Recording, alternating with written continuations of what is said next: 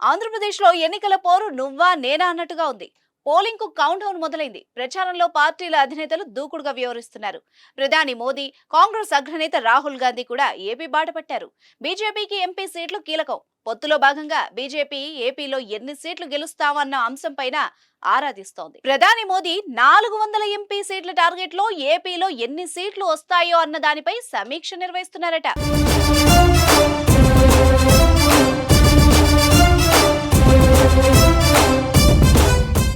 NDA కూటమిలో BJP 6 MP 10 assembly స్థానాల్లో పోటీ చేస్తోంది. బీజేపీ పోటీ చేస్తున్న 6 పార్లమెంట్ నియోజకవర్గాల్లో ప్రధాని మోదీ 3 పార్లమెంట్ సెగ్మెంట్లలో 2 రోజుల పాటు పర్యటిస్తారు.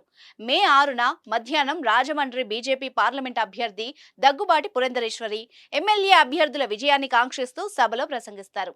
సాయంత్రం 5:45 విశాఖపట్నం ఎయిర్పోర్టుకు చేరుకుని అదే రోజు సాయంత్రం అనకాపల్లిలో సీఎం రమేష్ ఎమ్మెల్యే అభ్యర్థుల గెలుపు కృషి చేయాల్సిందిగా ప్రజల్ని ఉద్దేశించి మాట్లాడతారు. 8న రాజంపేట పార్లమెంట్, అదే రోజు సాయంత్రం విజయవాడలో జరిగే రోడ్ షోలోనూ ప్రధాని పాల్గొంటారు.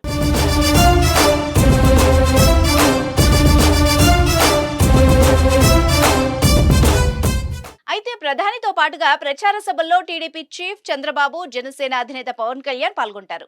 ఏపీలో 3 పార్టీల కలయికతో రాష్ట్రంలో అధికారంలోకి రావడంతో పాటుగా మెజార్టీ ఎంపీ స్థానాలు గెలుస్తామనేది చంద్రబాబు, పవన్ నమ్మకం. వైసీపీ పైన ప్రజల వ్యతిరేకత, కూటమికి పట్టం కడతారనేది ఇరు నాయకుల విశ్వాసం. దేశవ్యాప్తంగా 400 సీట్లలో గెలవాలని మోదీ లక్ష్యంగా ఫిక్స్ చేసుకున్న విషయం అందరికీ తెలిసిందే. కేంద్రంలో తిరిగి ఎన్డీఏ హ్యాట్రిక్ కొట్టడం ఖాయం. మెజార్టీ తగ్గినా ఎన్డీఏ ప్రభుత్వం ఖాయమని టీడీపీ నేతలు భావిస్తున్నారు.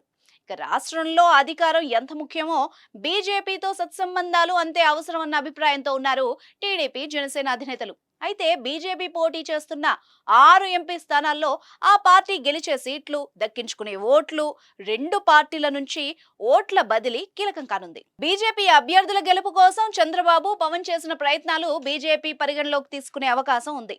దీంతో బీజేపీ గెలిచే సీట్ల శాతం కూడా టీడీపీ, జనసేనకు ఏ మాత్రం తగ్గకుండా ఉండాల్సిన అవసరం ఉంది. చంద్రబాబు, పవన్లు కమల్నాథుల గెలుపు కోసము శ్రమించాల్సి వస్తుంది. ఏపీలో మోదీ పర్యటిస్తున్నందువల్ల ఆ బాధ్యత టీడీపీ, జనసేనకు మరింత పెరిగిందని విశ్లేషకులు చెప్తున్నారు.